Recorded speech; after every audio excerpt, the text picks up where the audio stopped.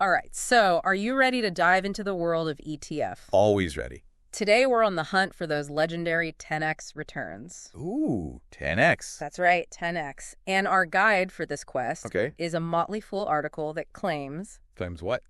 that one unstoppable ETF can generate 10x returns in the long run. Wow. Unstoppable. Oh. That's a bold statement. It really is bold.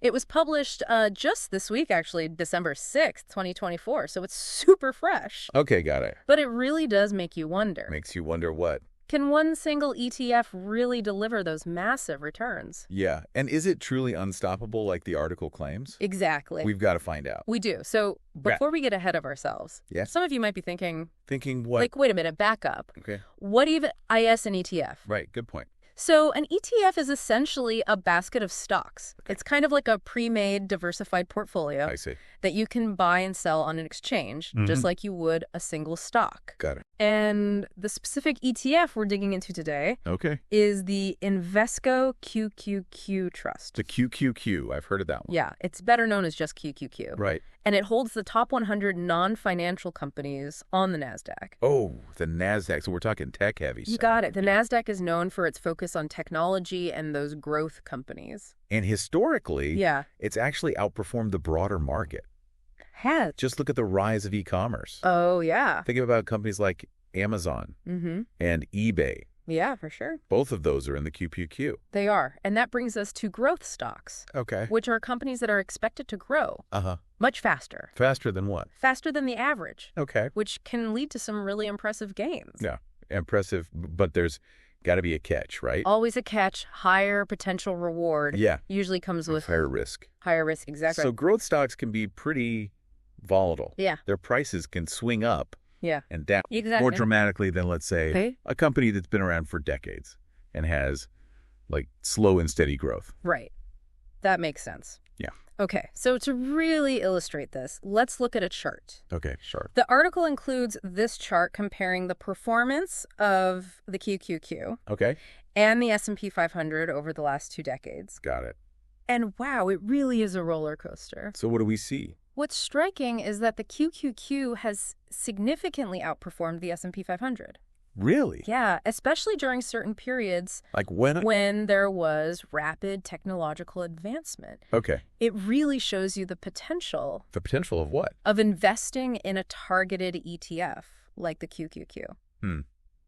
But wouldn't someone be better off buying the QQQ yesterday then? Oh, I see what you're saying. Like looking at those returns, is it Yeah. even worth getting in now? That's the tricky part. Yeah. We can't just assume that the past will repeat itself. Right. You know, it's like trying to time the market. Oh, yeah. And It's impossible. let's be honest, Yeah. it's nearly impossible. Yeah. Even seasoned investors Mm-hmm.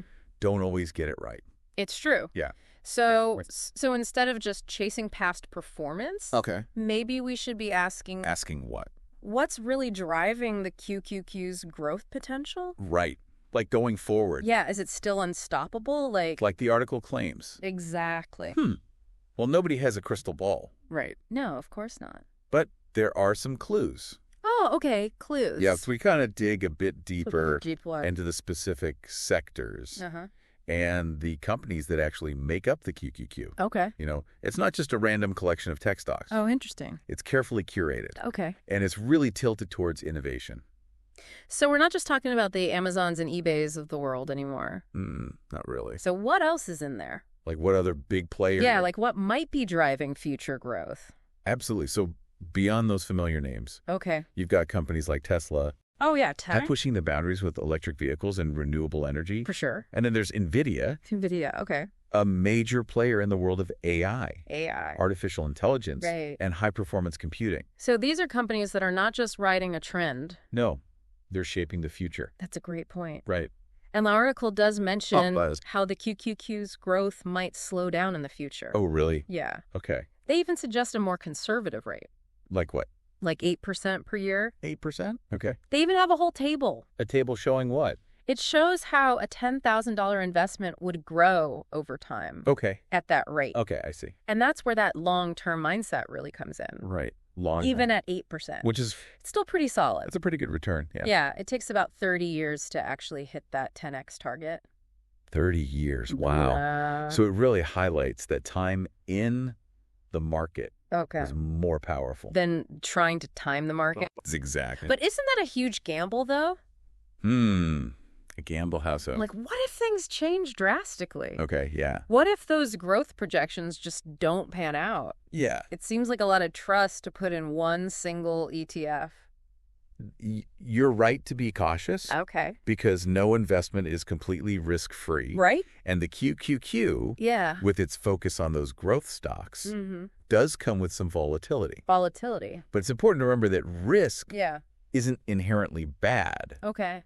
It's all about aligning your investments With what? with your own risk tolerance. Risk tolerance. Yeah. Okay, so break that down for me. Sure. Like for someone who's newer to investing. Okay, so think of it this way. Okay. If you get anxious when you see your investments fluctuate, Yeah. you probably have a lower risk tolerance. Okay. You'd probably prefer investments that what? offer slow and steady growth, Okay. even if the potential returns aren't that high. Makes sense. So someone with a higher risk tolerance would be okay with bigger swings in their portfolio Right. because they know that over the long term, those swings could lead to greater returns. Exactly. And that's why it's so important to do your research. Right. And understand your own comfort level with risk before you dive into any investment. Especially one focused on growth stocks. Especially one with potentially volatile growth stocks, like the QQQ. Like the QQQ. Yeah. Okay, so even with a slower growth rate, Yeah. the QQQ might still be a decent bet for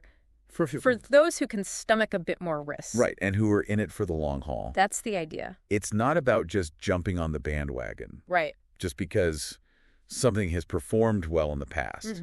It's about understanding those underlying factors. The factors that are what? That are actually driving the growth potential of the companies within the QQQ. Okay. And then how those factors might actually play out in the years to come. Yeah, that's a good point. Right.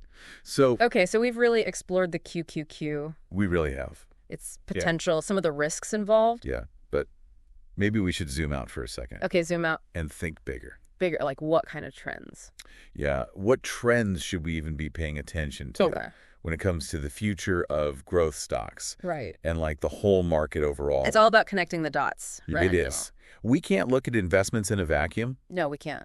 For example, as the global population ages, Okay. there's going to be a growing need A growing need for what? for healthcare innovations, Okay, yeah. technologies that support aging in place, Right. even financial services tailored to retirees. That's a good point. These aren't just like niche markets. They're Yeah. massive shifts Yeah. that savvy investors are going to want to be ahead of. So it's not just about finding the next big thing in tech. No, not at all. It's recognizing how tech intersects with these larger societal trends. Absolutely. Yeah. And on the flip side, Okay. you've got the rise of Gen Z and millennials as investors. Oh, yeah, that's interesting. They're digital natives, Yeah. more comfortable with online platforms. For sure. And here's the interesting part. Okay, what's that? They're way more likely to look for companies Yeah. that are actually aligned with their values. That's a really good point. Sustainability, Uh-huh. social impact, Right. those aren't just buzzwords anymore. No.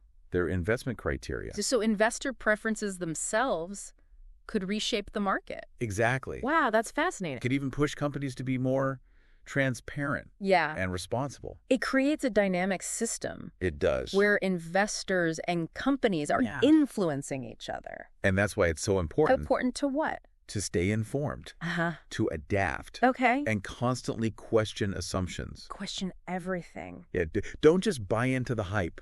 Right. Dig deeper. Yeah. Think critically. Make informed decisions. This whole deep dive has been like a masterclass. Really? In critical investing. That's awesome. We've gone from the nitty-gritty of a single ETF to these huge trends I know, right? that are shaping the entire landscape. It's a lot. I feel so much more equipped to navigate this world now. That's what it's all about. Yeah. Empowering ourselves with knowledge. Knowledge is power. And remember, even with all the data in the world, the most valuable asset you have is your own curiosity. Curiosity. Yeah, and that willingness to keep learning. I love that. Right.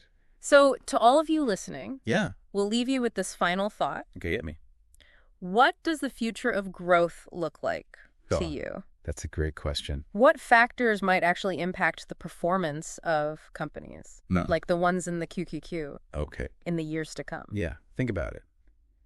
keep asking those questions as you continue your investing journey. And never stop exploring. Well, that's good. There's always more to learn. Yeah. New connections to make a whole world of possibilities out there. Perfectly said. Thanks for having me. Thanks for joining us on this deep dive. Everyone, we'll see you next time.